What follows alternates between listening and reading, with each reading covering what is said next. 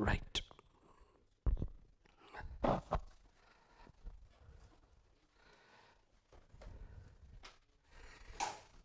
Good morning. Good morning.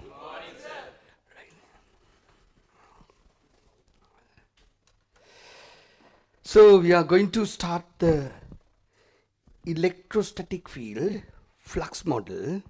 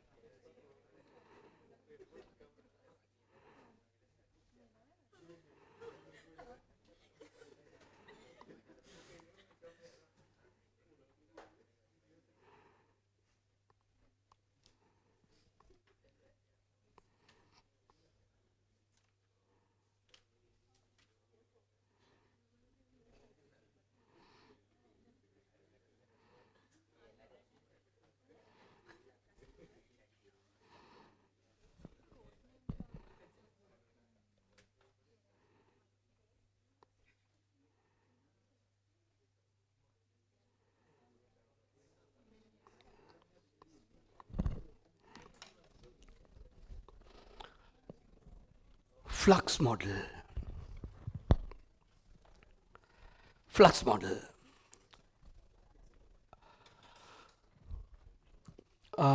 What is a flux model? What is a flux model? Why?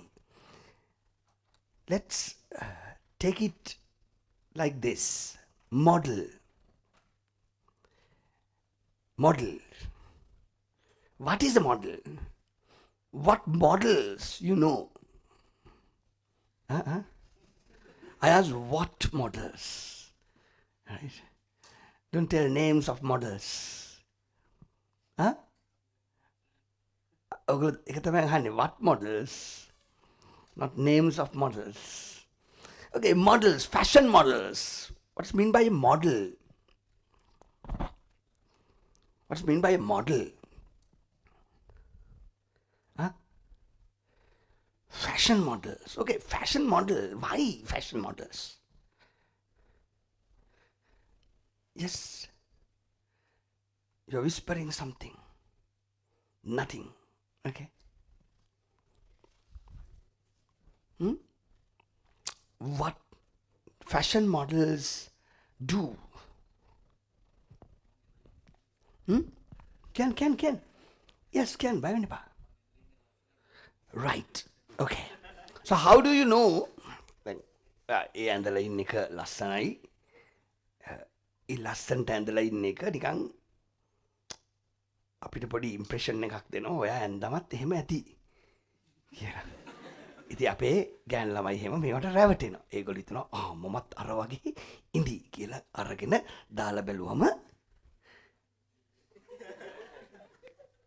ඒක ඊට පස්සේ ඇඳුම් එක්කෙනාට බයිනවා. අනේ ඔන්ලයින් එහෙම පර්චේස් කරලා my god this dress looks so good කියලා අරගන්නවා. අරගෙන දාලා බැලුවම මේ ස්ටෝ එකේ ඔන්ලයින් එකේ තියෙන එක නෙවෙයි නෙවලා තියෙන්නේ. Why? Because why you get disappointed? Because you have no idea about this physics content. Physics content. Physics එකෙන් එක මේක මොකද model එකක් කියලා කියන්නේ. What is a model? Model illustrates a perfect conditions of something. It's an illustration. It's an imaginary scenario, right? Sometimes when you see that model on the road, even you don't recognize. Why?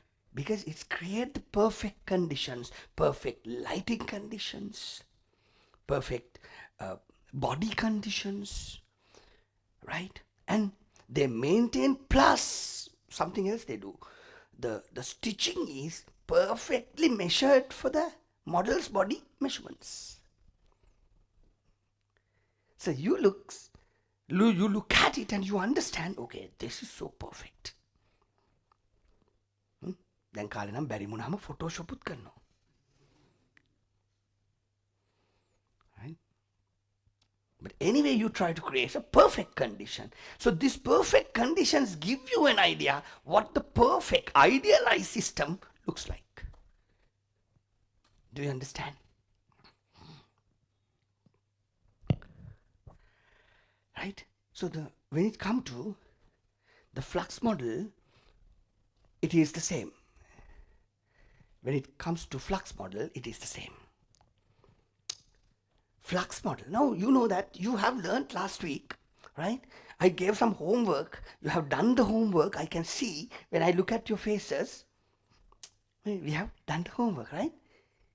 Yes. Yes.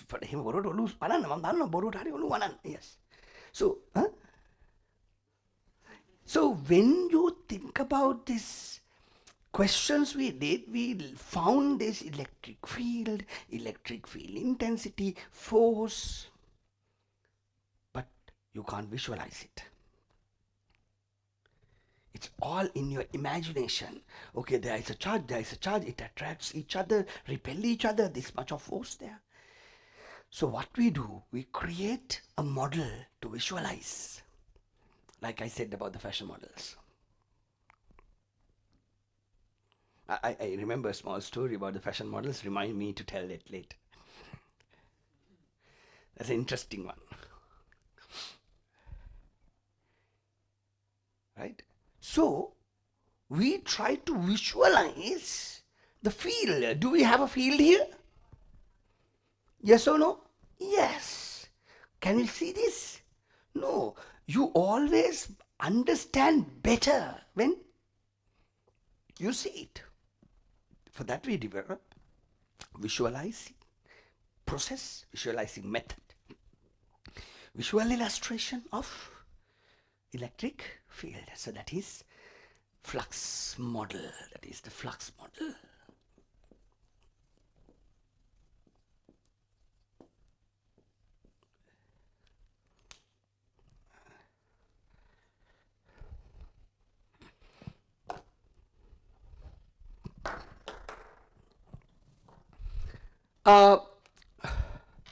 So the flux model start from the basics. Yes, positive charge. So we know that electric field intensity is, this is field generating charge, right? And this is the test charge, right? Field generating charge and the test charge. So here test charge is also plus. So we know that there is a repulsion. We have already drawn the force vector. Now that is you can draw when there is a charge. So then the positive charge, negative. As I have read, the positive charge and negative charge, the terminology introduced by can't remember.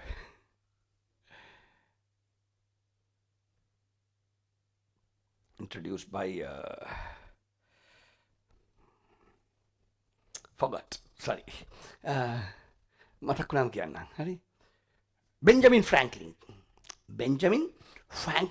Franklin brought this idea of positive negative charge, if I'm not mistaken, right? And then the flux idea is brought by Faraday, 1900, 19th century, right? So here, what they said, okay, remove the charge, imagine there is a unit positive charge. And the path of the unit positive charge, they have very complicated definitions later, but yeah, okay. Imaginary path, if you keep a unit positive charge, if you keep a unit positive charge here, where it will go? Like that, not the direction I draw, but yeah, okay. You keep a unit positive charge, imaginary. Is there a charge here? No, no, no, imaginary, right? Okay, like that. So this is the fundamental concept. So then later they developed, some features, introduced features, imaginary features. That's what the model is about. Model consists other imaginary facts, like they say, okay, when you're drawing this, you have to draw it away from the positive charge, and it is going somewhere. Most popularly says where it goes till infinity, till infinity. And from the last week lesson, you can tell something else as well. What is it? Other than infinity idea, what else?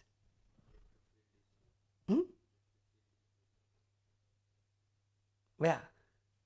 Null point. So in an advanced version, we say it's going to the null point.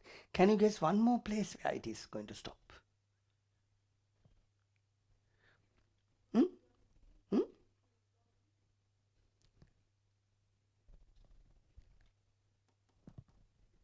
Negative charge. Now, if there is a negative charge here, right? So the idea is that the model is that fundamental model, or the smallest element of the flux model is what? Field line. So field lines are drawn away from the positive charges towards the negative charges, because field line is the path of a unit positive charge. Imaginary unit positive charge. You don't have to keep a unit positive charge, because if you keep a unit positive charge, the positive charge, unit positive charge, will also create its own field, so that there is an interaction, right? So we remove that one for a moment. We imagine if there is a charge, how it will go. Practically you can test this. So that is what we call as what? Tell me. Flux, beginning of the flux model. So flux model will develop to the little bit of a serious extent. Right. To understand the electric field and illustrate on a piece of paper, a technique is developed with set of definitions and observations, that is known as flux model. Elementary concept of flux model is force line or field line, force line,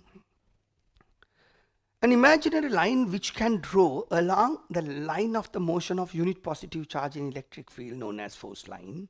That's what I said. So there is a positive charge here, right? When there is a positive charge, when we keep an imaginary unit positive charge,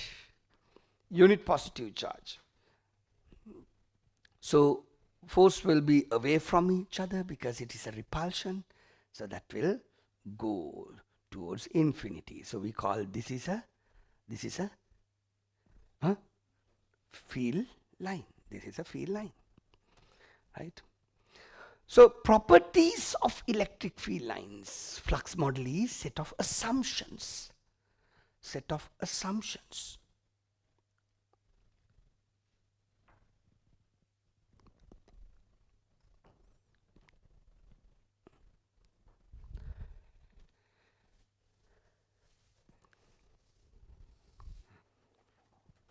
Answer kala pani flux model, sorry, because we're having an event today afternoon, so Flux model is a set of assumptions of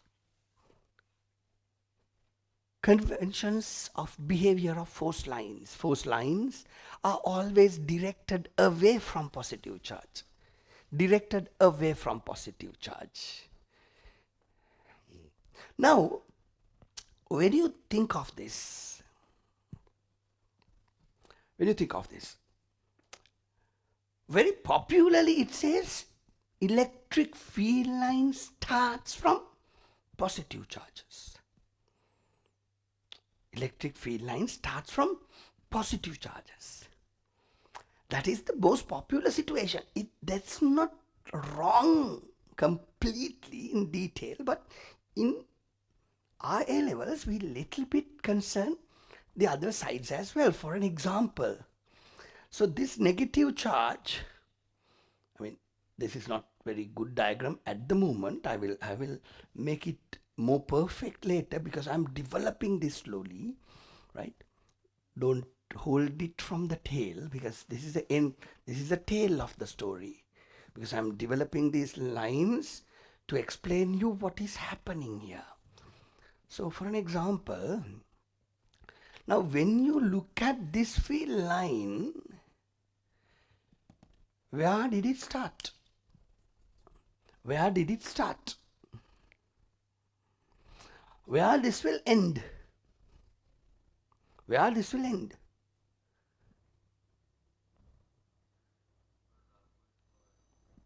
Hmm? Either null point or negative charge or infinity. So that is the broad perspective. That's a broader perspective because we can't say electric field lines start from positive charge in that negative charge. That is, yes, one scenario. So this field line started from? This field line started from? Uh-uh. Either from a positive charge, either from a positive charge or what? Positive charge or infinity or null point. Right? That is the broader idea, okay? Popular one, start from positive charge, end at negative charge. So I have rephrased the content in the textbook. What? It is always away from the positive charge or towards a negative charge. So that line is perfectly all right, but I did not use the word starts or ends. Towards or away. So that is a better word phrasing, right? Right? Okay, positive charge, two positive charges. It keeps drawing. Right. Negative charges, it's always towards. Is that clear? Right. Nice. Force lines can be started either from positive charge or infinity or a null point. Field lines can be ended up at a negative charge, at an infinity, or at a null point. The number of lines that originate from the charge is directly proportional to the magnitude of the charge. This is kind of, little bit of interesting point, and we'll come to that point after you go through the note. Now open the flux model 6.2, the textbook, and go through it, and we'll start discussing the other points.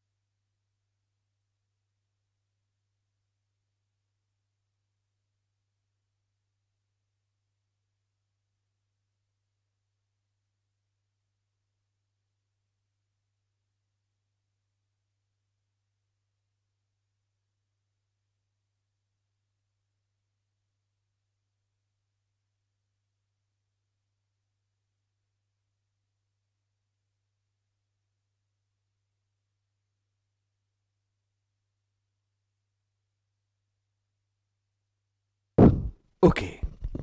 So number of lines. Now these are like two conventions. I will talk about all these conventions today because that is what we call as the flux model and Gauss law. Gauss has an idea, but to be safe, I have added a line. The popular concept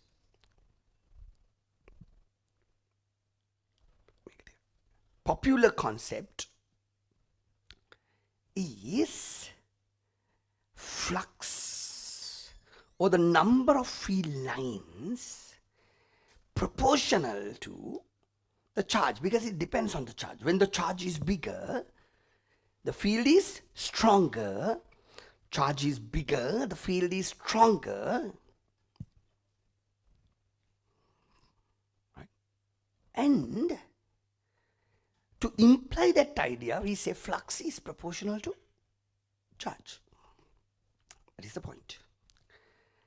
But in the history, which is out of the syllabus, but history, there were conventions. These are conventions because no one can see the flux. You can't see the field line. We draw the field line. So you have to decide how do you draw the field line. How do you draw the field line?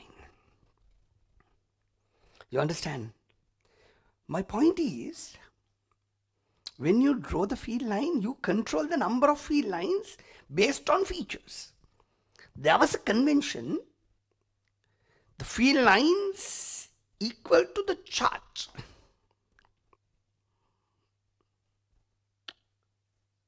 And there was another convention, field line proportional to the charge, and that is what we call the Gauss law idea. So we'll come to the Gauss law and learn that. Till that we continue the other. Field lines are continuous and conserved. Now get the 2 points. Continuous, you can't break them. You never draw dotted lines. Right? We never draw dotted lines. It's continuously going from one of the places we mention. What are the places we mention? Start from a positive charge, go away from positive charge until it meet either negative charge O, null point O, and infinity. No breakages. Okay. And 2, conserved. What is meant by conserved? Conserved. You can't create or destroy field lines.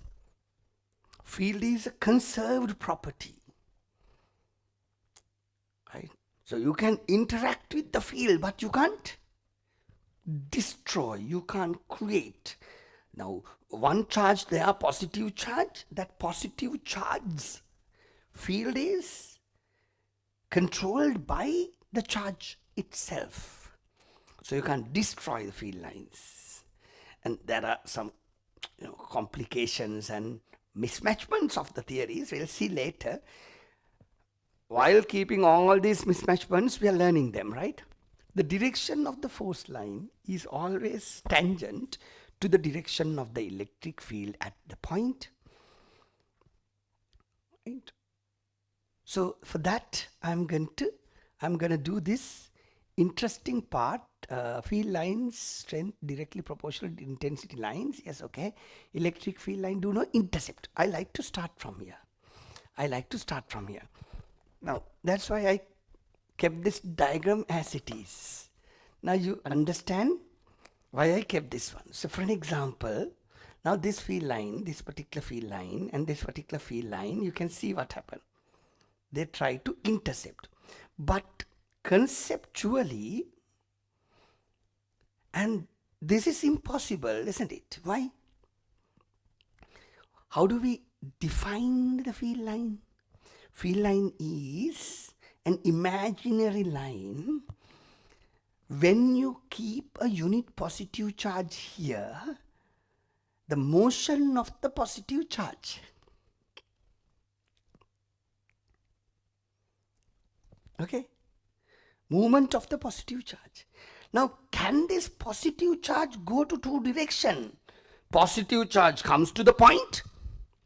Positive charge comes to the point and break into 2 pieces and go. Is it possible? Not possible. Right? So it should go to one side. Which side it will go? Hmm? Hmm?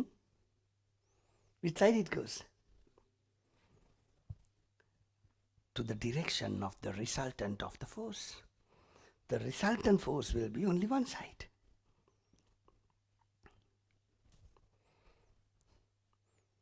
Okay, now you need to figure this out slowly. So, how come this? Sorry, I have drawn the lines wrong. Okay, wait. Here, this is outwards. Sorry about the mistake. So, this is this direction. That is not that side, yes. Because this is a negative charge. Now you understand, okay, the point is this way. Right?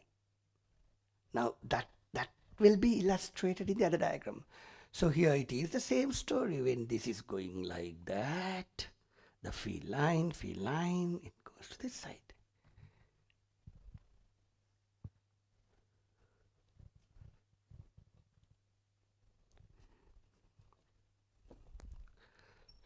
So we try to keep this horizontal. So portion. All right. Now you can see at this point it is going somewhere. There are no line like this. That's why I kept it. Because we figured the direction is tangent to the fold. So similarly, this is the tangent part. So lines are tangent. I mean, we can develop this idea throughout. At the beginning, I said, don't rush the idea. Take your time and figure this. You know that. So maybe this line, the line. In between there is another line. There may be another line. Right? So this is positive charges. So if you draw another line here, so we draw like this, out, lines like this. Keep the directions right always, because I always forget the left hand side one is negative. Yes, it is. This is positive, right? Perfectly all right. Okay. So when you have a positive charge, you will see the same scenario. We'll see a perfect diagrams illustrated in the slides, on the slides. Yes. Here it is. Now here we have seen the shape of this positive and negative charges, what we have drawn. This is a positive repelling idea, right? We are planning to draw them. So unequal charges, how they behave. So these are printed and given. I will explain why. Assumptions of the flux model. Flux model is a set of assumptions of conventions. We have given electric and magnetic field can be represented as field lines which are continuous and stretched across the space. Field lines density reflect the strength of the field at any point in the space. So let me take you through these lines. Symmetrically drawn, right? There are two conventions limiting the field line. First convention, number of field lines are proportional to the charge. Number of field lines are proportional to the charge. So there is a one Coulomb charge, 4 lines. That's I selected, okay? I selected to draw 4 lines. So that is what I select. And what does it mean? 2 coulombs, we have to draw how many lines? 8 lines, not 8 lines drawn here. Right? So this should be 12 lines. That's the reason. So you have to draw the 8 lines, 12 lines in the notebook, workbook. Okay? So that's the idea. Second convention is the Gauss law. Gauss said something bit complicated. We'll come to Gauss law after you read the notes up to that point.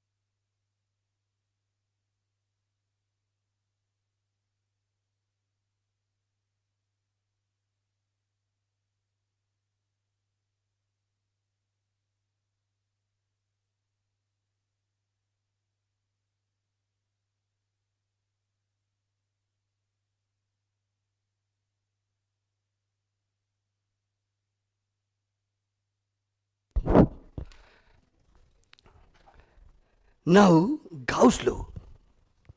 Let's do the Gauss law part. The Gauss.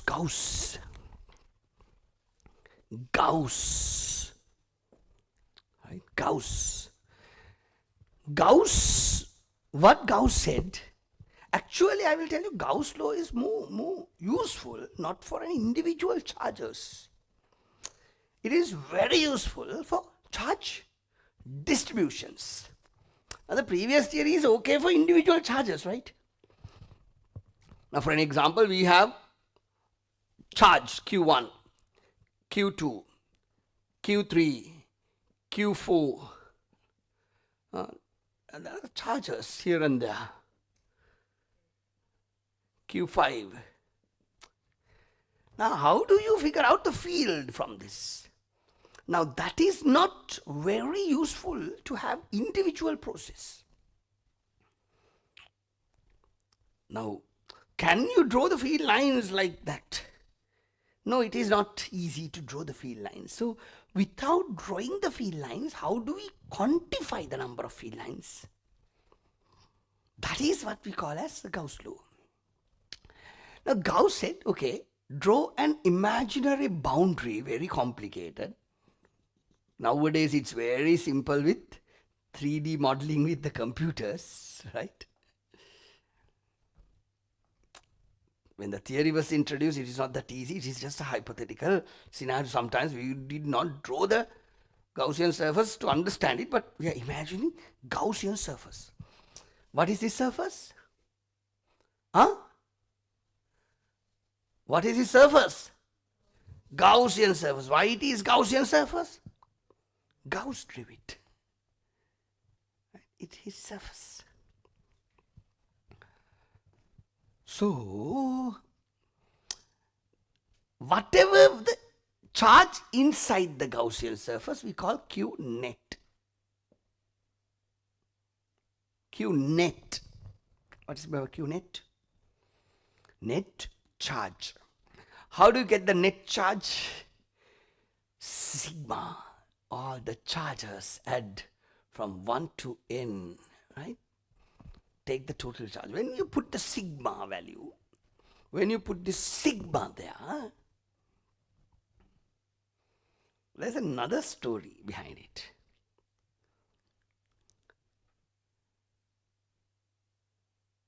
Close the book.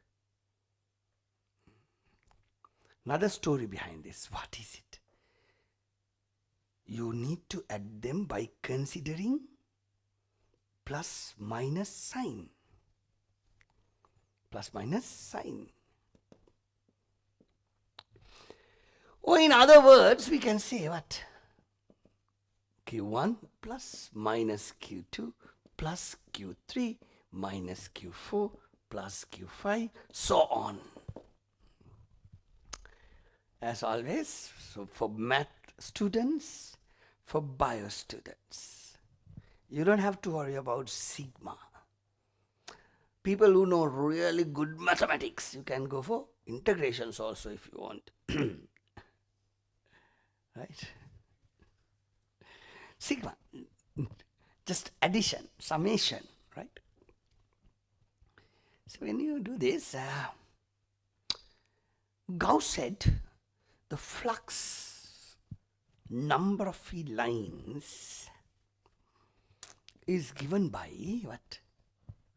Q net over epsilon or epsilon.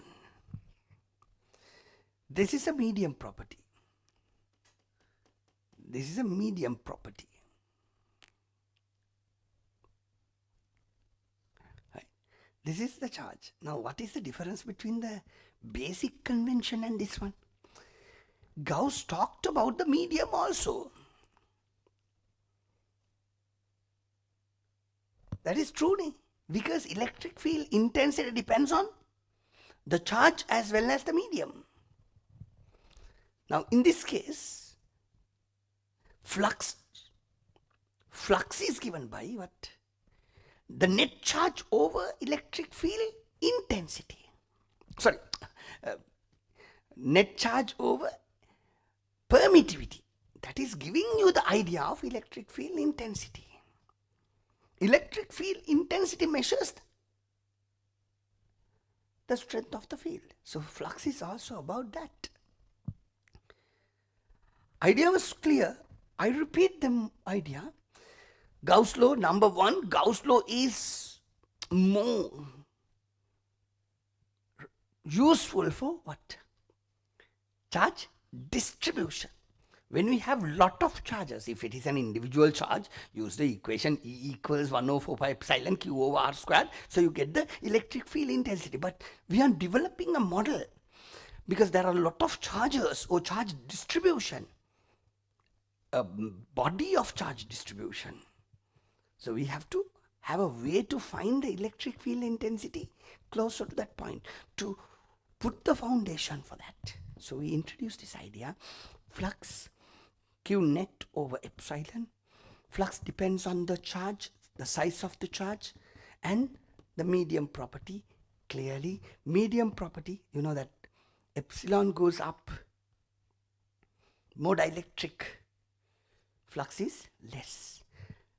In vacuum, epsilon naught, the most number of field lines or the flux associated with it. Okay? So now here you can see charge over epsilon, and flux is again a scalar because you are using two scalars here. Flux is also scalar but with a plus minus sign. When the net charge is positive, flux is positive. Net charge is negative, flux is negative.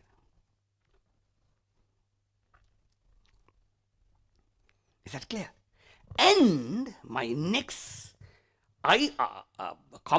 question for you, So what is mean by positive flux?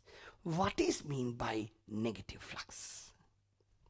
What is mean by positive flux? What is mean by negative flux? What's the meaning of it?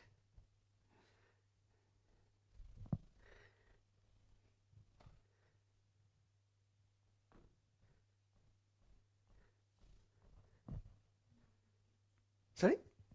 Yeah, I understand that. But that is about the net flux, net charge you are talking about. Charge is negative, so this is negative flux. Net charge is positive, more negative charge, I agree with that. More net charge is negative means more negative charges than more positive charges. But when it comes to field lines, what is mean by field lines positive, field lines negative? We have already learned you have to map that.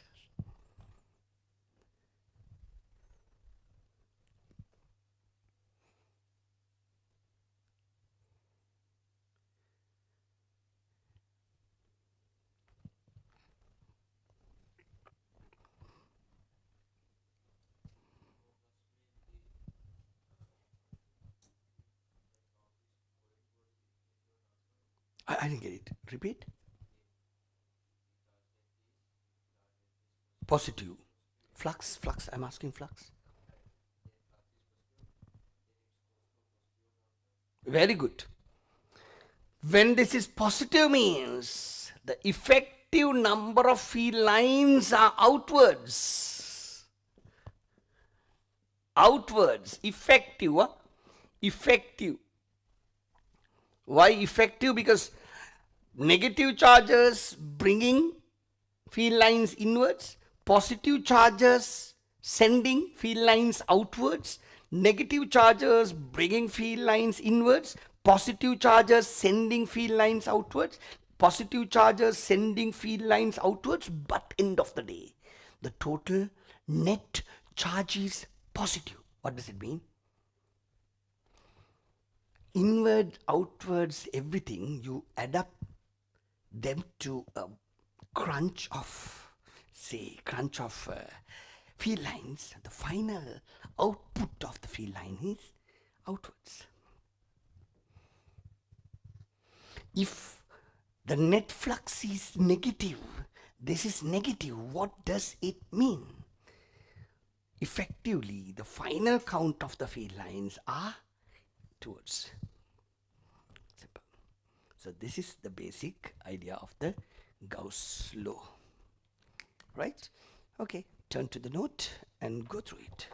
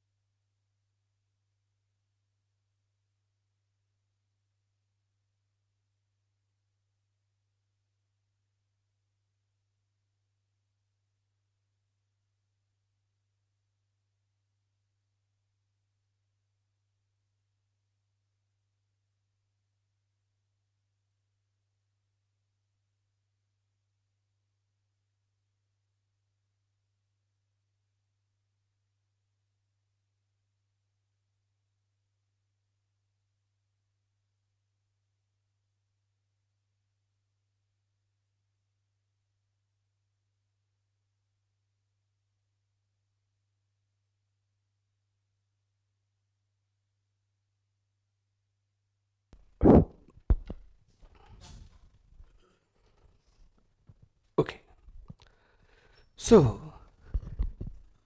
key points: Gaussian surface is an imaginary surface which we can draw by connecting all equipotential points. Interesting. We'll see what are the equipotential points. Number of field lines limited by the Gaussian surface is known as flux. Yes, right. Flux can be positive, negative, or zero. When the effective flux is zero, there is no net charge inside the Gaussian surface. In other words, number of field lines crossing the Gaussian surface inwards is equal to the outwards. So now flux phi can be 0, positive or negative. So all three scenarios there. So that is this one here. Mathematically you can see Q net equals 0. So therefore flux is equal to 0. So when the effective flux is positive, the net charge inside the Gaussian surface is positive. In other words, the number of field lines coming out of the Gaussian surface is more than the number of field lines going into the surface. Okay, yes. So net charge is positive, so you get flux is positive, that is flux is outwards from the surface. When the effective flux is negative, net charge inside the Gaussian surface is negative. In other words, number of field lines going to the Gaussian surface is more than the number of field lines coming out of the surface. So Q net is less than 0. So that is negative, negative over epsilon. External charges do not contribute for the flux through the Gaussian surface. Now, I like to explain this slightly more by visualizing the idea.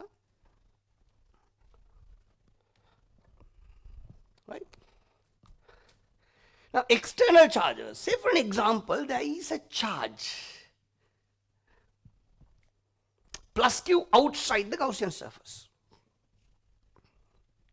Plus Q outside. I'll use a color, wait. I'll use a color you to see that it's an external one. Say plus Q outside. Now say this is sending a field line, okay. One goes inwards. So will it increase the flux or decrease the flux? No, why? No, nothing. Why? This is going outside. Whatever comes in will go out. That's why this closed imaginary surface is important.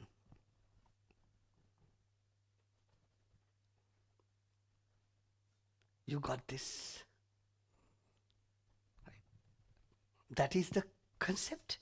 Outside charges from outside the Gaussian surface will not affect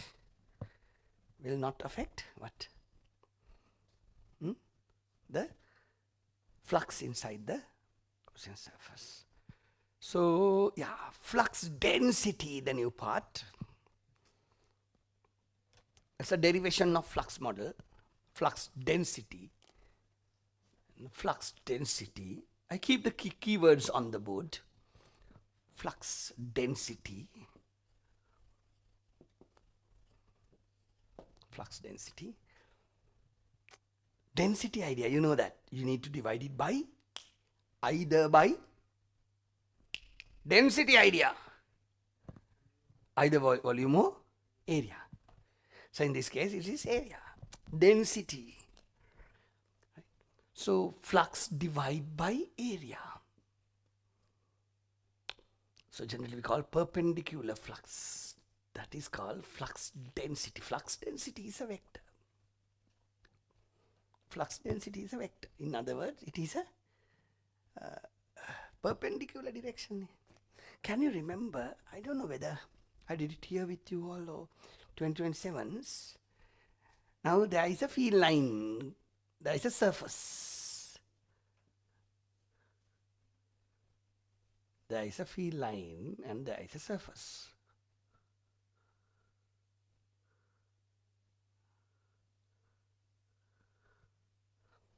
Right?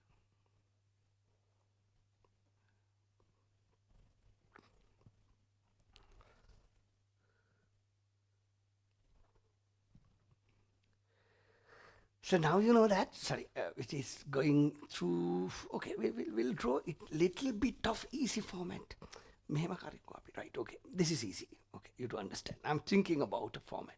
Now this is a flux, which is creating a theta degree angle. Perpendicular component is always what? Sine theta, whatever it is. And this component is cos theta. You know the cos product and the dot product. Maths people, cos product and the dot product. Cos product is the මතකද නැද්ද? Maths people vectors ඉගෙන ගත්තා කියන්න. Bio අයට ඕනේ නැහැ ටික.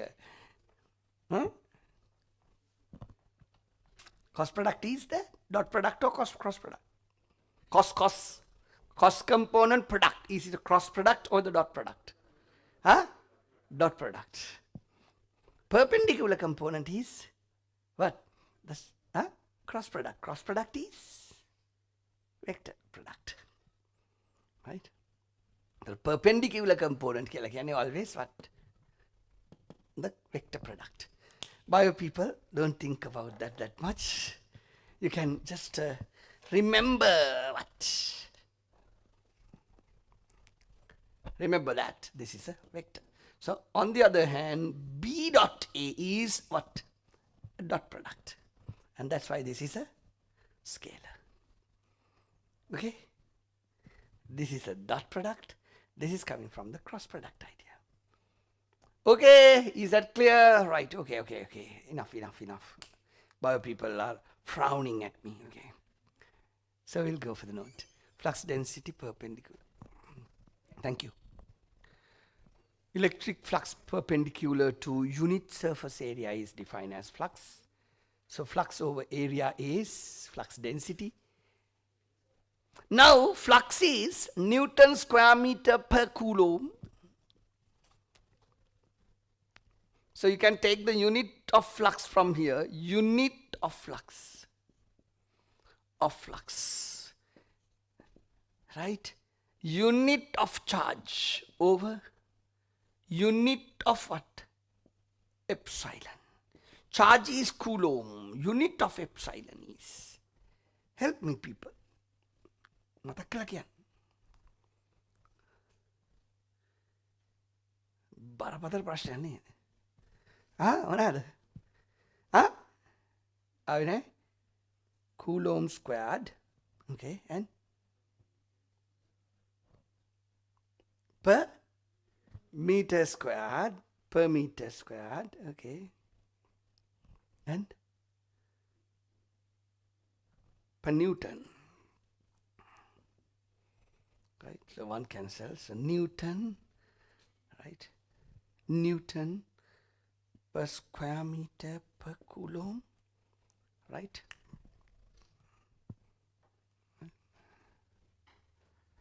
Right? Newton, sorry, square meter per coulomb per comes up, yeah. Coulomb per coulomb over square meter. So that is Newton per coulomb. Now when you see this Newton per coulomb, Newton per coulomb, what do you remember? What comes to your mind? Force නෙමෙයි. Electric field intensity. Homework කළා ළමයා.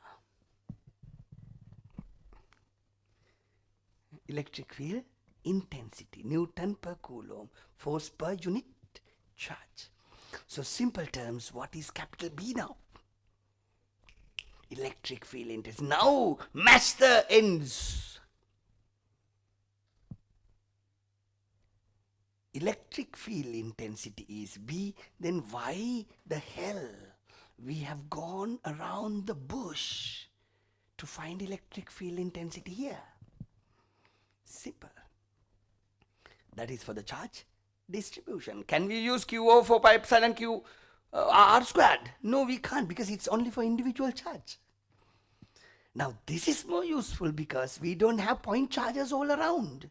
If it is a proton or electron or nuclei, So you can use Coulomb's law. But this is charged. For an example, can we use Q over 4 pi epsilon r squared? No, because this is a different shape object. So to find the electric field around the vicinity of this one, we need what? Gauss law. That is the most useful theory to find electric field intensity.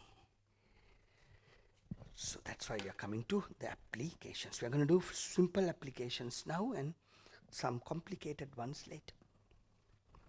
Go through the note up to this point.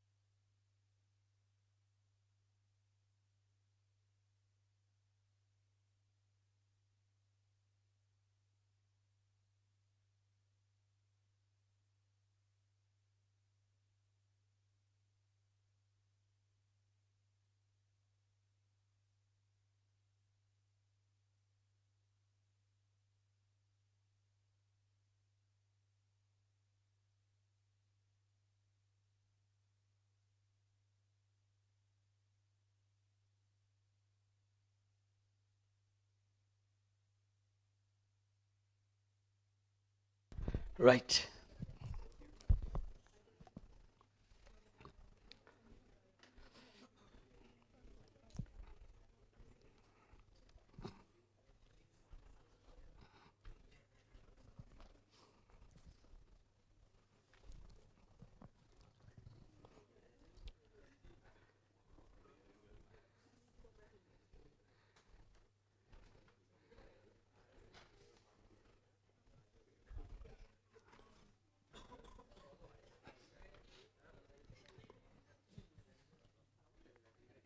Okay. Question එකක් ඇහුනේ අතන. Sorry, question? No question. You want to go to hunger concert?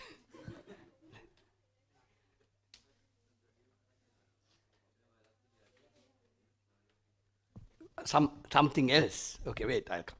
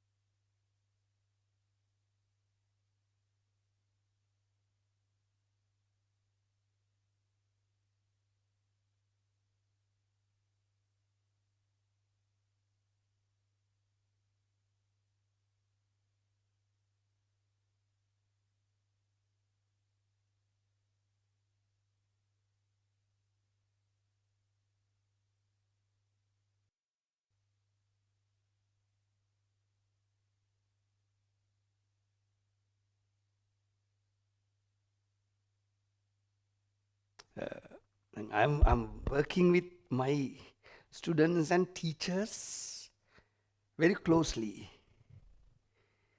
That is in a way good thing. Why? I don't miss events. I anyhow try to go. Last year I went for 6 weddings. මතකද දන්නේ ඔයගලන්ට? 6 weddings on 3 days. ඒ කියන්නේ එක දවසේ වෙඩිත් දෙකයි. ඒතර ඒකෙන් 4ක්ම මැරි කරපු 8 දෙනාම ස්ටුඩන්ට්ස්ලා.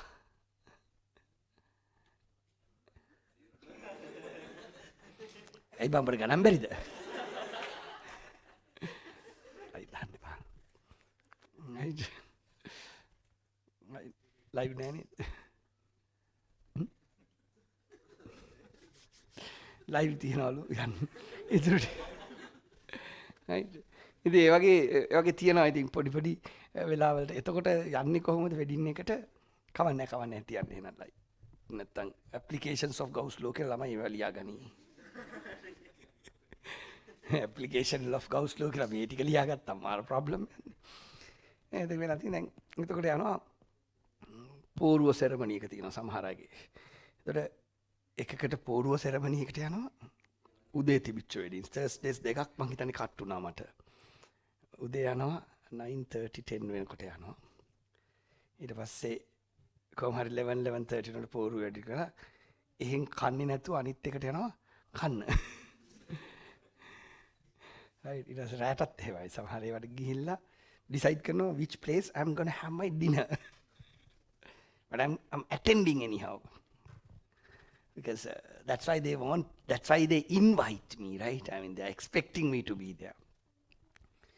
So that's how things, it's a little bit tiring and tough, but try my best to go to everything. Because we don't get like 2 chances sometimes.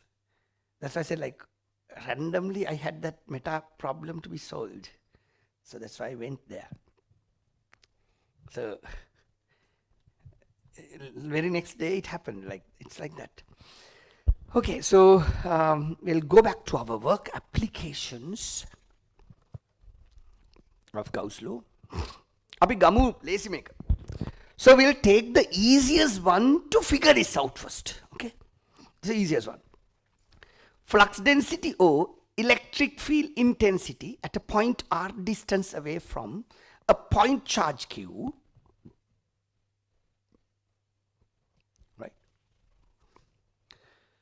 So we have to create a Gaussian surface. So what is the Gaussian surface we try to develop? What is the Gaussian surface we try to get here? Sorry?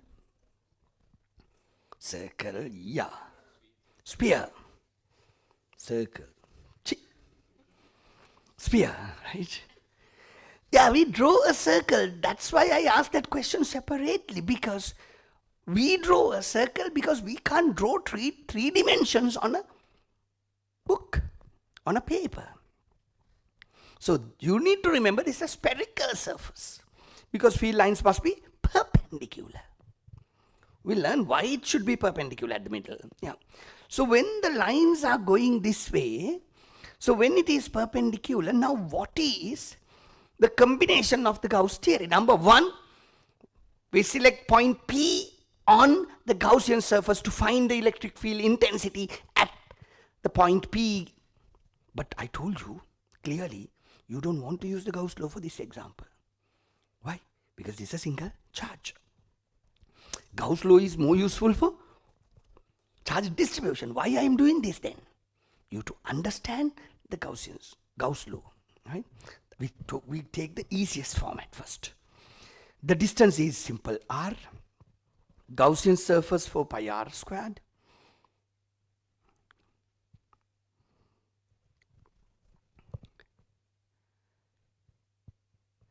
Gauss law says phi equals q over epsilon. Phi equals q over epsilon.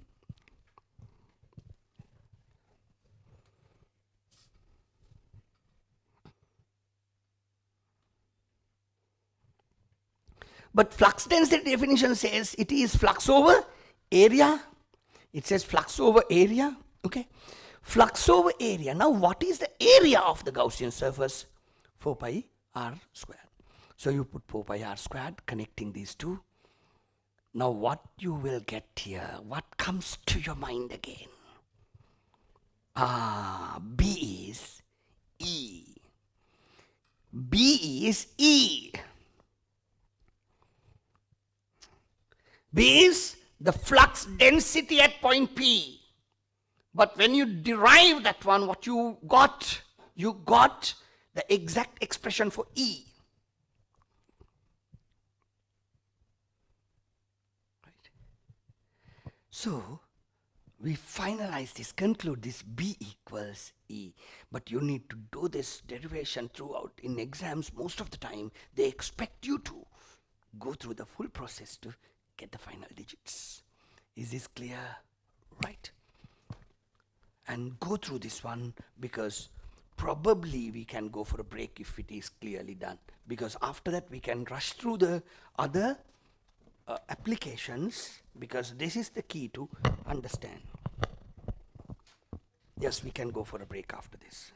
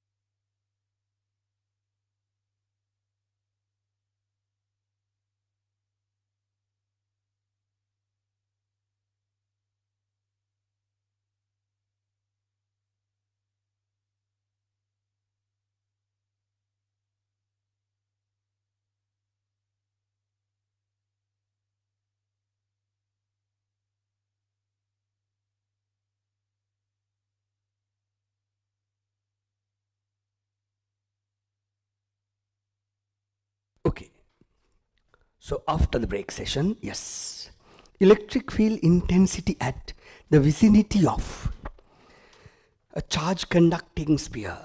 So here it is.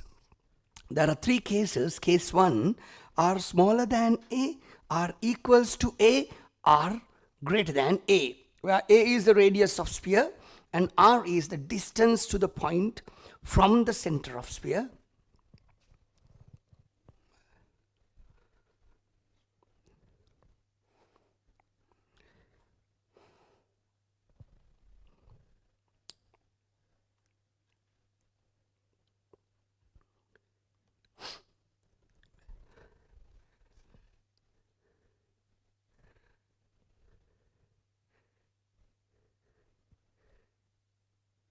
Something wrong with the animation.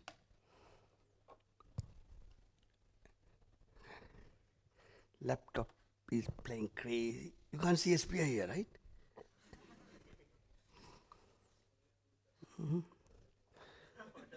මට අර ඊයේ රෑ ගැන පොඩ්ඩක් බය හිතුණා මට පේන්නේ නැතුව තියෙනවද දන්නේ නැහැ මේකේ තියෙනවා මේකේ නැහැ.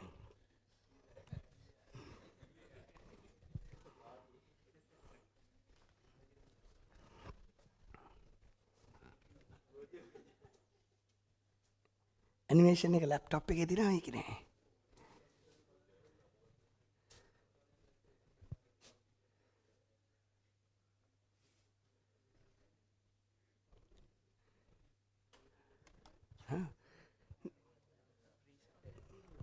නෑ ෆ්‍රීස් කරලා නැහැ.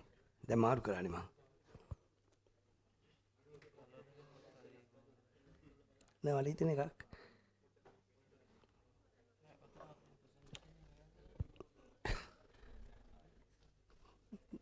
That magic.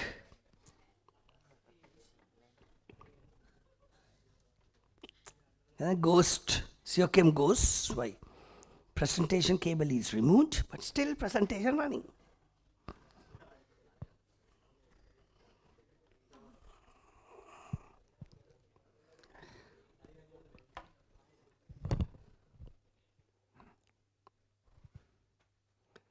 Freeze එකකුත් නෙමෙයි තියෙන ප්‍රශ්නේ. Right. That's better. Come better.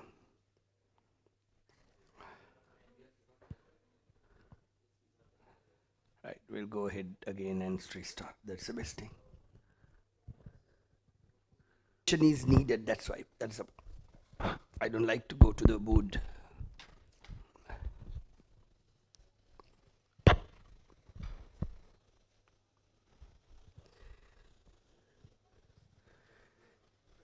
Yes.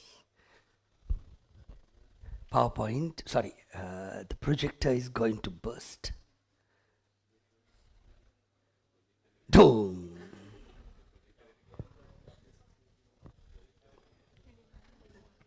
It's making the sound, weird sound. Okay, we'll see. I think it's overheated. Projector may be overheated still.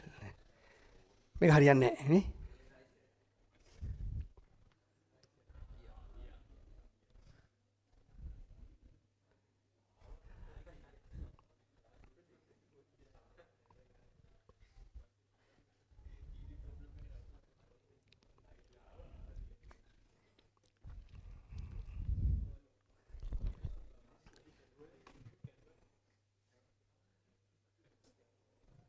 Okay, finally.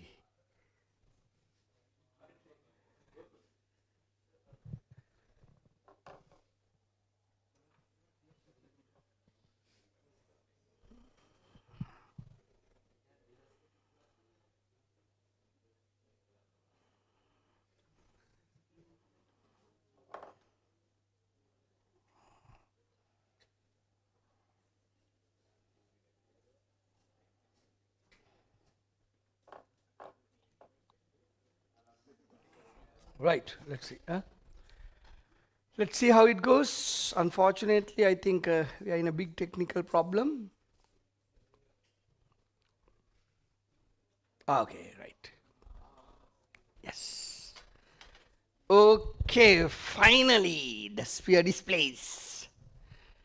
Right, so now electric field intensity at the vicinity of the charge conducting sphere, this is one.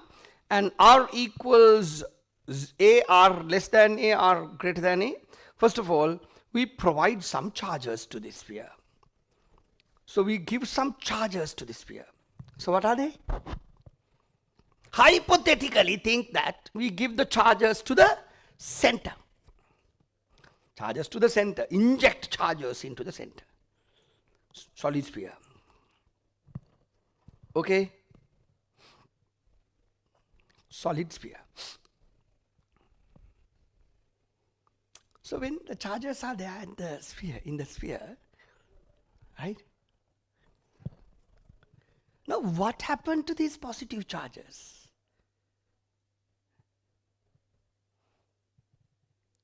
What will happen to these positive charges?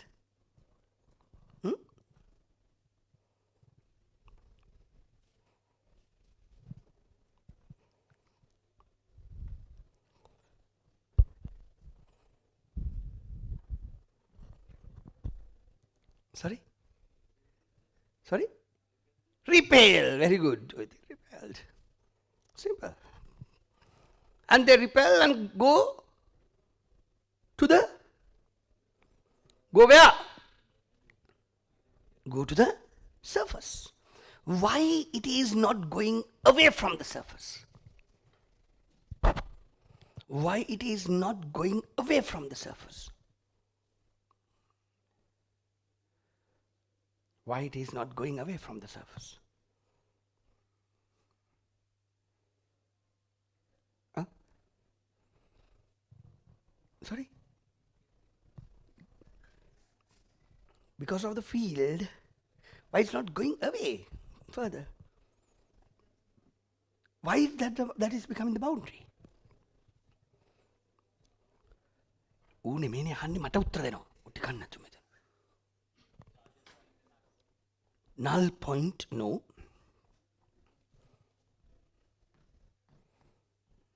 Keep answering, very good. I got good answers.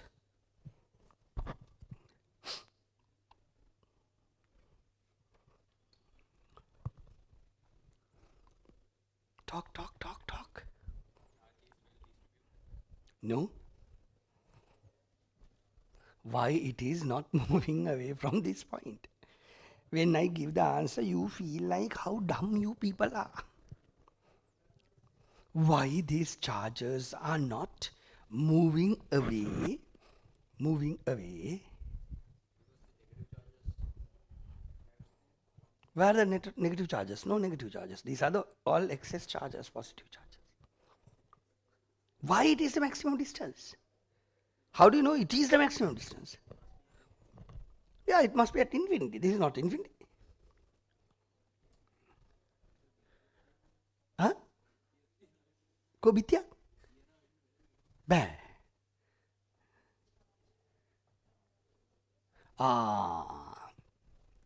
This is the conducting part. This is not the conducting part. Charges to travel, you need a conducting medium. So this outside the solid metallic sphere, the outside environment is not conducting environment. When it is not a conducting environment, what happens? It is not moving out of that. So the repulsion is still there, but it's not moving out. So we are looking at a point inside. We are looking at a point inside. This is point P. R distance away from the center.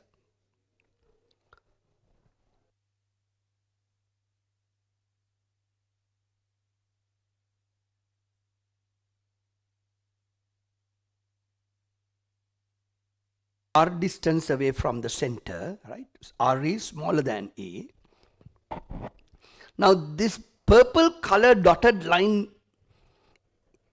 indicate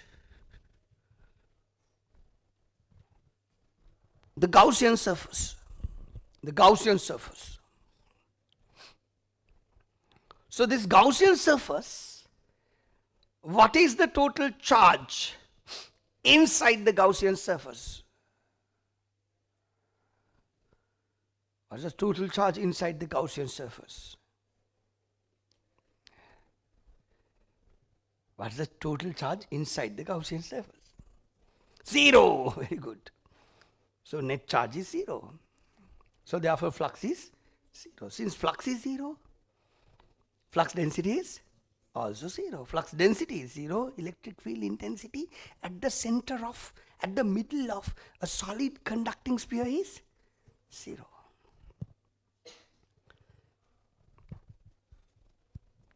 Okay. Is that clear? Right. The next one. I select a point just outside R equals A. R equals A point. Point X is a point on the solid sphere. On the solid sphere. Now tell me,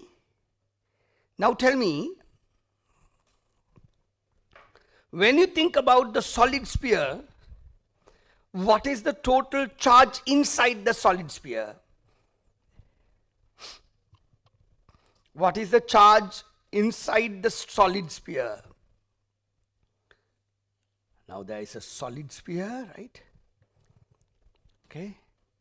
The solid sphere. Now what is the charge inside this Gaussian surface? I draw the Gaussian surface just above the surface. Yes. Huh? 0? Plus Q? Okay. Plus Q. Yes, very good. It is plus Q. Then what diagram එක බැලුවොත්? Diagram එක බැලුවොත්, yes. නිකන් ඔයාලට පේනවා නිකන් මේ charges තියෙන එළියෙන් වගේ. That is not true. Go to the atomic level and try to figure this out. So there is an atom. We enlarge it to billions, trillions of size. This is the atom. Say this is a sodium surface. So this is the atom. And what is this? This is the nucleus. Now what exactly mean by a positive charge?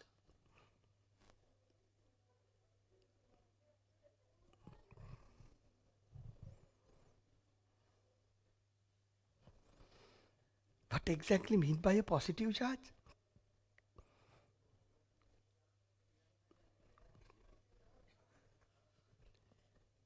What is exactly mean by a positive charge?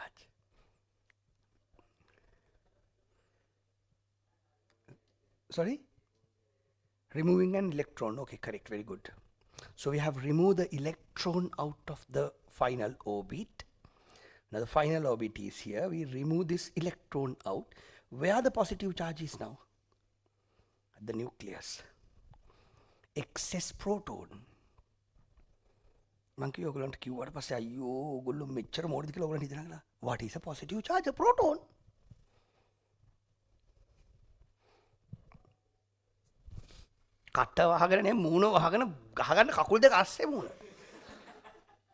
What is the positive charge?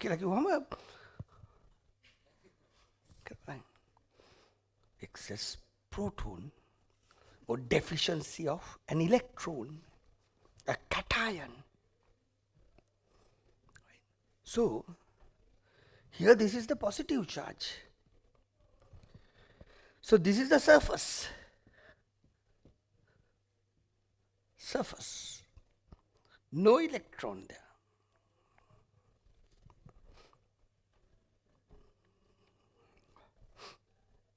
No electron there.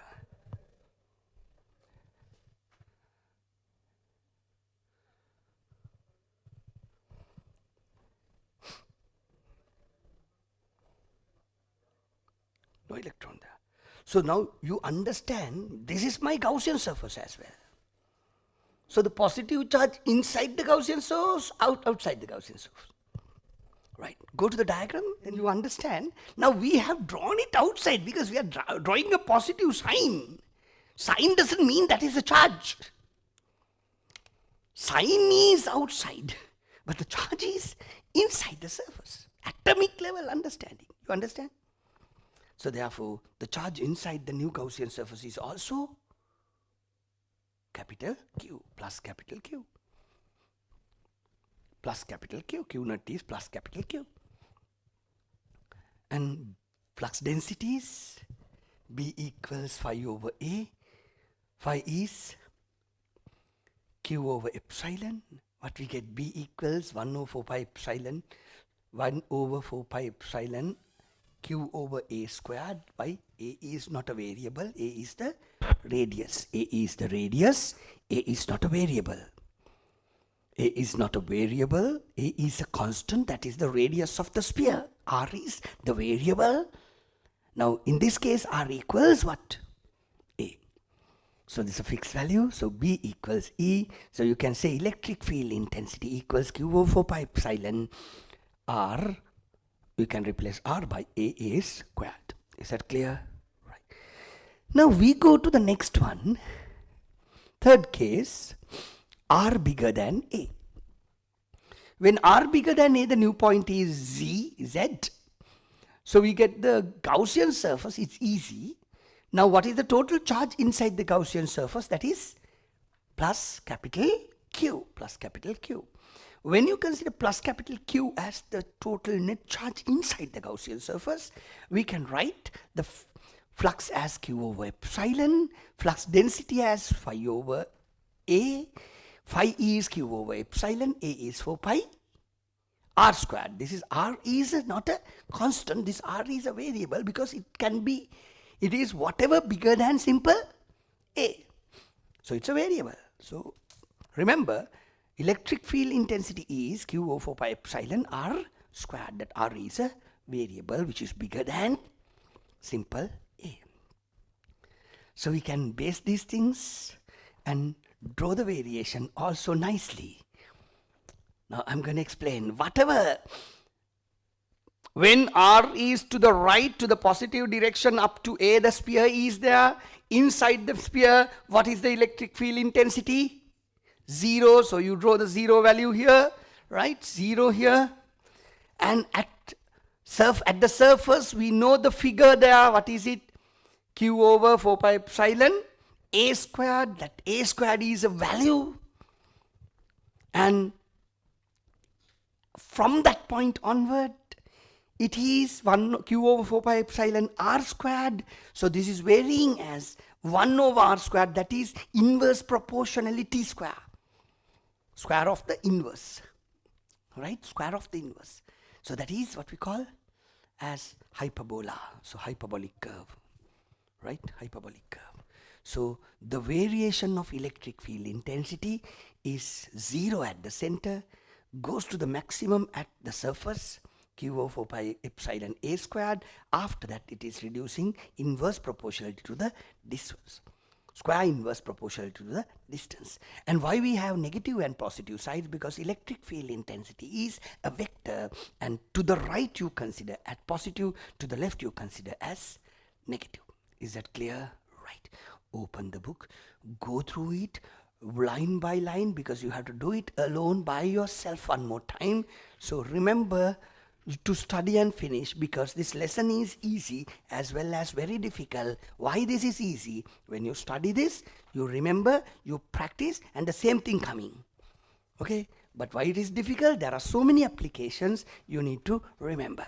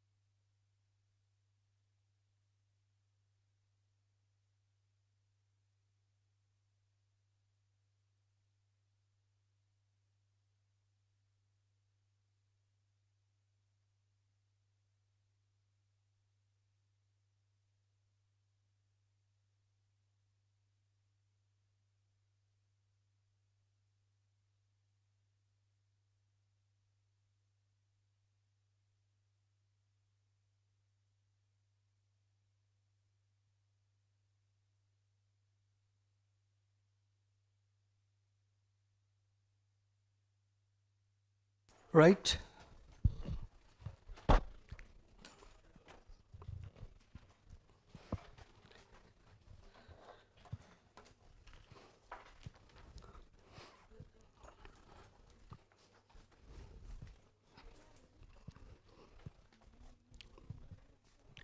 Right?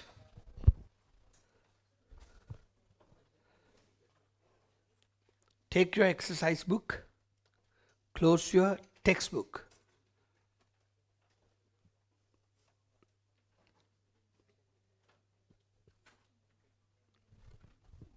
Close your textbooks. And now you're gonna do something special. Now your first exercise. Keep eye on this. Charge density. Very simple. The total charge Q. Charge density, I told you, either dividing by area or dividing by volume. In this case, charge density divide by volume. So capital Q amount of charge is distributed throughout a sphere. For an example, charge volume is V and Q over V is what?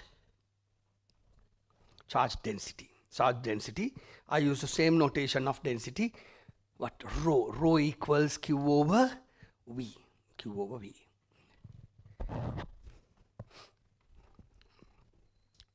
So the unit is Coulomb per cubic meter. Just keep it in your mind. Rho equals Q over V. Rho equals Q over V. Is that right? Is that clear? Right. Okay. Now, based on that, charge density can be extended. Volume of a sphere is 4 over 3 pi a cube. So we go further and get the Gaussian surface idea. Right? Gaussian surface idea. Charge inside the Gaussian surface. Say R smaller than A. Sorry, R smaller than A. So the Gaussian surface is inside this. So when the Gaussian surface is inside this, we can get the total charge inside the Gaussian surface as Q divide by A to the power 3 into R to the power 3. Slowly look at it and try to understand. Ask any questions you want to ask, because this is a solid insulating sphere with a uniform charge distribution. Solid insulating sphere with uniform charge distribution. For the entire sphere, the total charge Q over total volume is density. So when you think of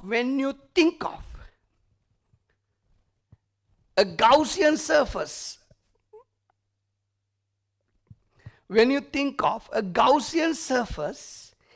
inside this, now you can see there is an arrowhead, but the surface is not there.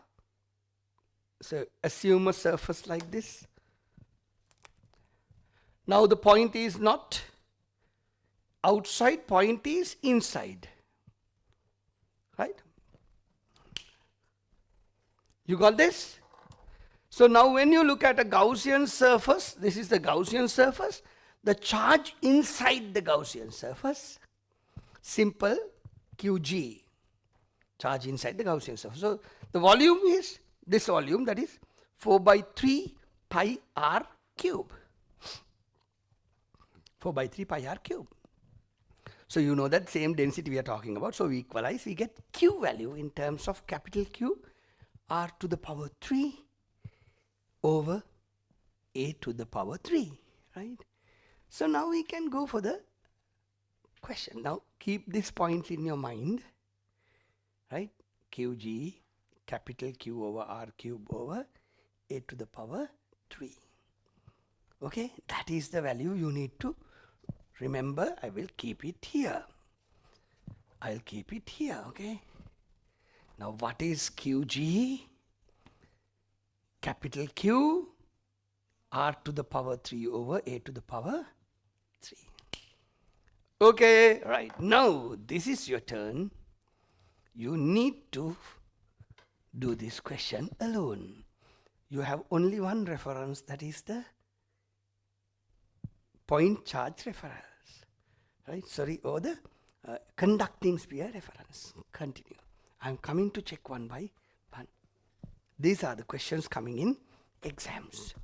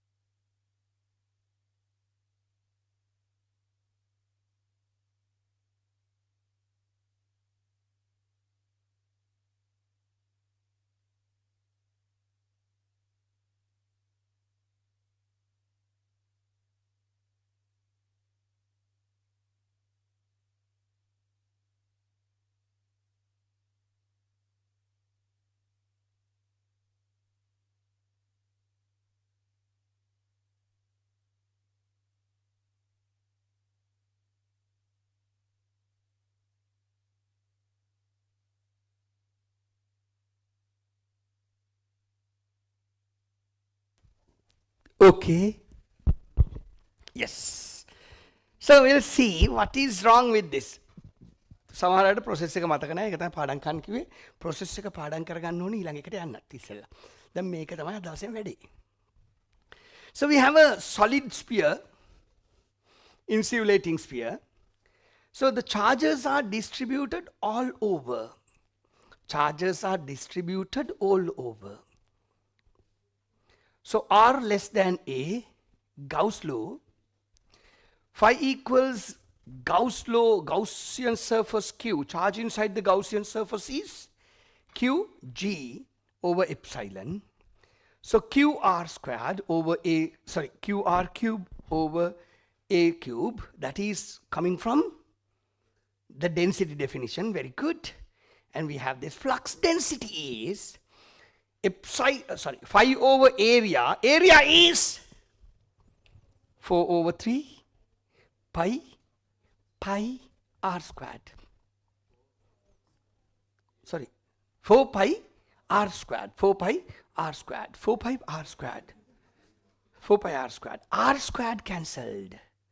Now what we get? Q over 4 pi epsilon A cube into R. Wait. That's one format of explaining this. One format of presenting this. Q over 4 pi epsilon A cube is a constant. Q is the total charge inside the sphere. 4 is a constant, pi is a constant, epsilon is a constant, A is a constant, so A to the power 3 is a constant. So B constant into R, so that is linear variation. Y equals mx type. Do you understand that? Is this clear? Do you understand?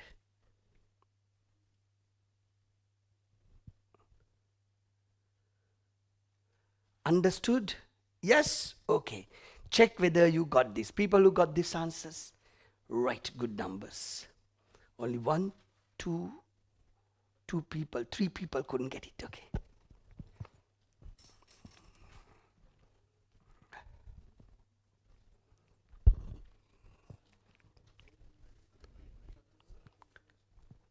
And you don't have to copy down, but you quickly adjust your answers. The reason you don't have to copy this down because this is there printed. This is there printed in your notes. So that's why you're doing it the exercise wise. So that's why I don't like the printed notes. Why? You try to by heart this. Now you have to understand and do it. Right? So that's, I have changed the techniques. I have changed the techniques because now with the trend, with the improvement of the processes, what we do? We do slides, we do notes, but we don't completely skip the works on the board and we don't skip your working on the exercise book. So what we supposed to do? Keep the textbook away, redo the work here. You don't have to copy down the notes. Copy down the notes part is there in the textbook, printed textbooks. So you need to figure this out. These questions, these are examples. Sometimes these are models for standard shapes of objects with the charged bodies. So we use them. We use them to practice the Gaussian law, right? Okay. Right. The next one, R equals another format, Q equals 4 over 3 pi A cube. So I put it here. And some people had taken this one. So 4 cancelled, pi cancels, A3 cancels. So now electric field intensity is given. Electric field intensity is given in terms of charge density. Charge density. Okay, right. So now we select the object on the surface. Gaussian surface is the surface of the sphere. So now you know that Qg equals Q because the total charge.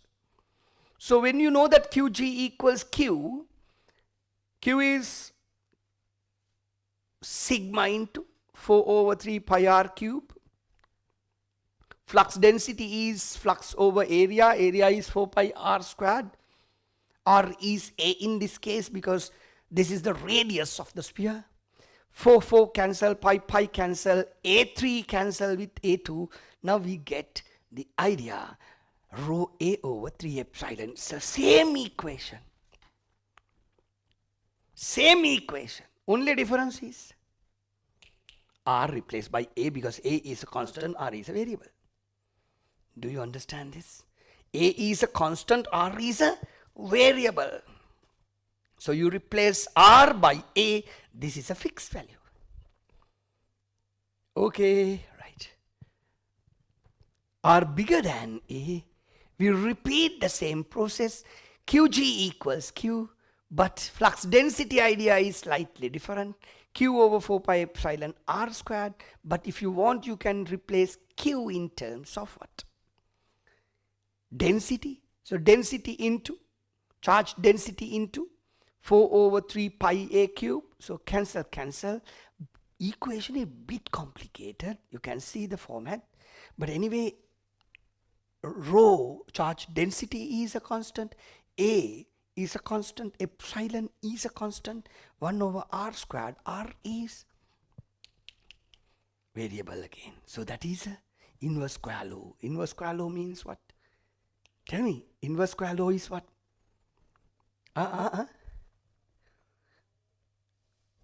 Hyperbola. The shape is a hyperbola. Okay, right. Now what you're supposed to do, go to the note, textbook, only go through this example too.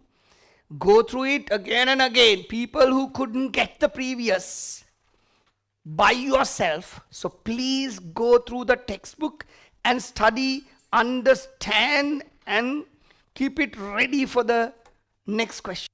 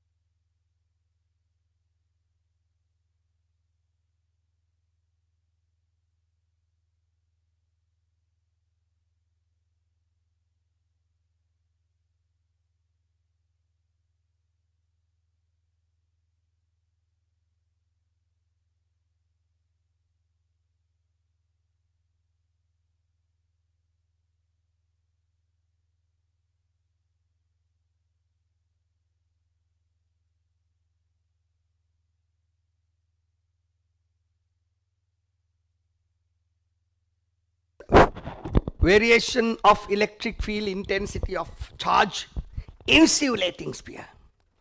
Now at the center, inside the sphere, how does it work? Huh? Linear, very good. So that's a linear variation. After that, hyperbolic variation. Now close the textbooks again. Right? And the peak value, you know that rho A over 3 epsilon. Right? That's a peak value. Inside this, rho R over 3 epsilon. The other side, rho A over 3 epsilon into 1 over R squared. Is that clear? Right. So we are going to the third application. You people are going to do this by yourself.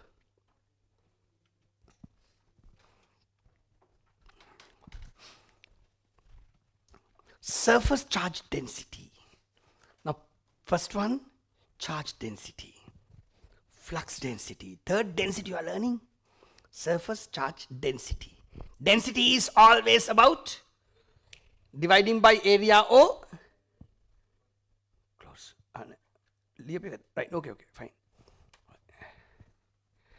Amount of charge per unit surface area is called as surface charge density. So charge amount Q, surface area A, Q over area E is what? Density. Is that right? Is that right? So the unit is coulomb per square meter, coulomb per square meter, right? Keep it in your mind, okay? Keep it in your mind. And we are going to deal with this. Now what is example 4? There is a thick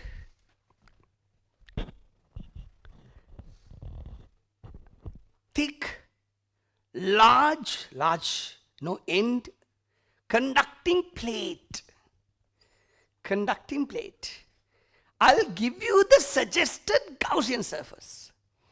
Now all charges are outside the plate. Now you know the reason. We learnt it in the conducting sphere example. Can you remember?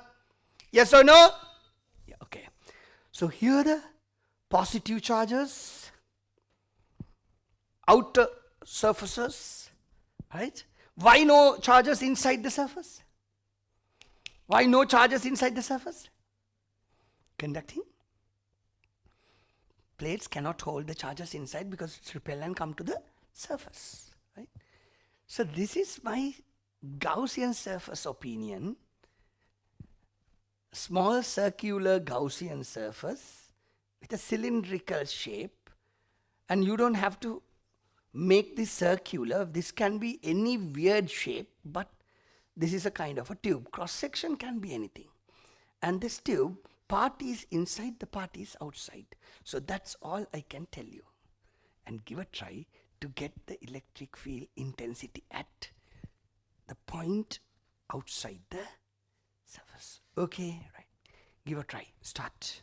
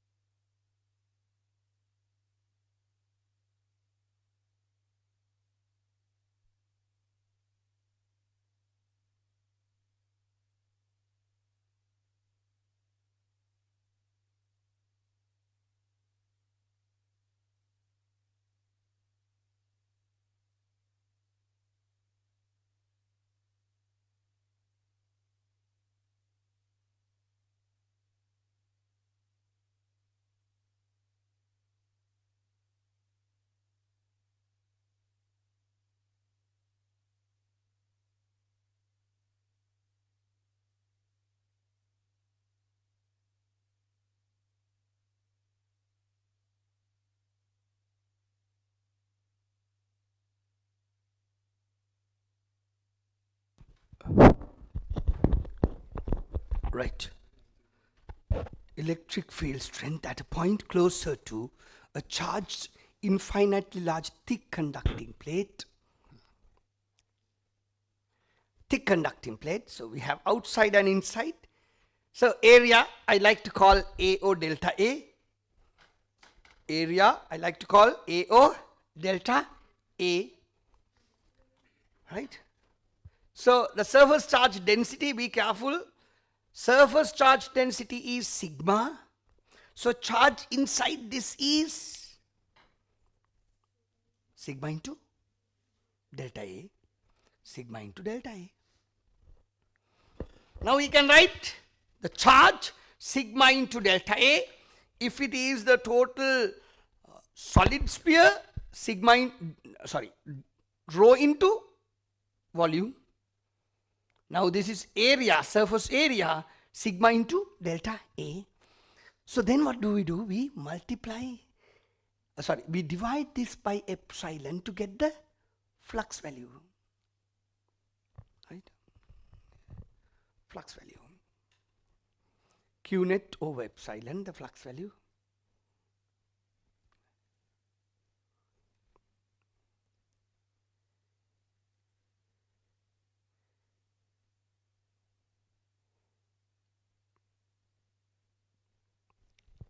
Flux value, right? Flux into density. So now we know that flux density is, this is divided by area. What is the area again? Delta A. We multiply delta A cancelled, and flux density is sigma over epsilon. Sigma over epsilon. Is this clear, right?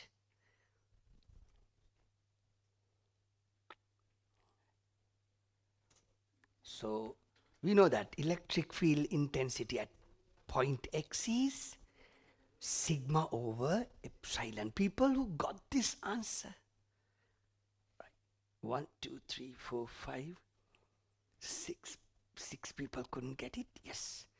You can go through it one more time. Yes. The graph wise it is easy. Graph wise it is easy. No field, the constant field.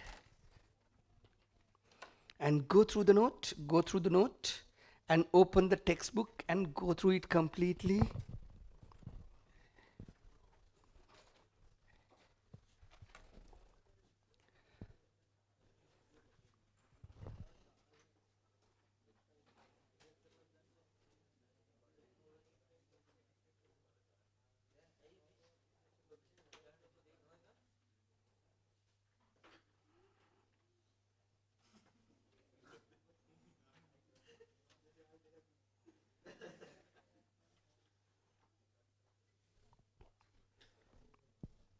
Please go through it completely. Hurry up.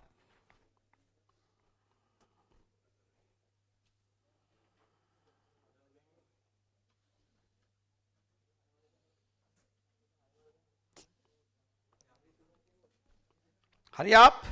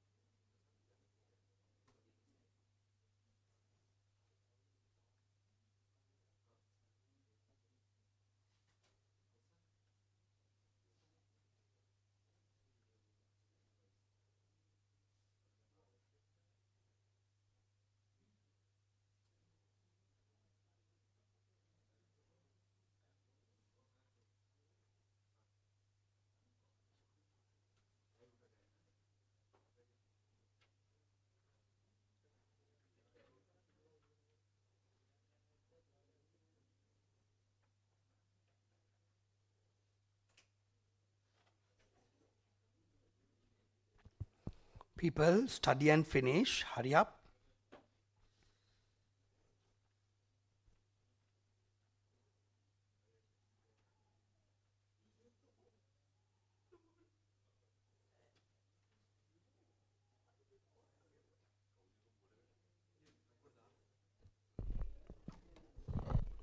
Hurry up.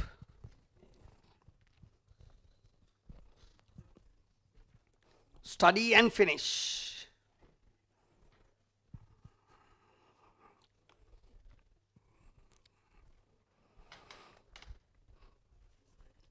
Okay? Any questions? Because we are going for the lunch break on time. Any questions? Any questions?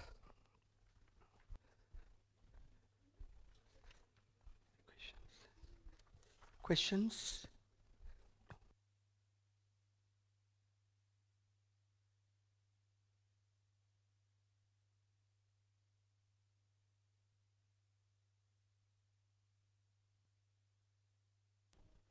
Right. After the break, our plans to continue this part. There are a few more applications we are going to discuss, and we are going to understand electric field intensity and potential gradient relationship. So that is the last part of this flux and 6.2, right? So what is the remaining component? That is capacitors. Usually we do the capacitor part after doing little bit of current electricity. Reason, capacitors are connected to the electric circuits. So without knowing the circuit behaviors, you can't understand what capacitors. Honestly, you can understand the capacitors, but applications, questions cannot be done without current electricity components. So we'll meet after the break, lunch break.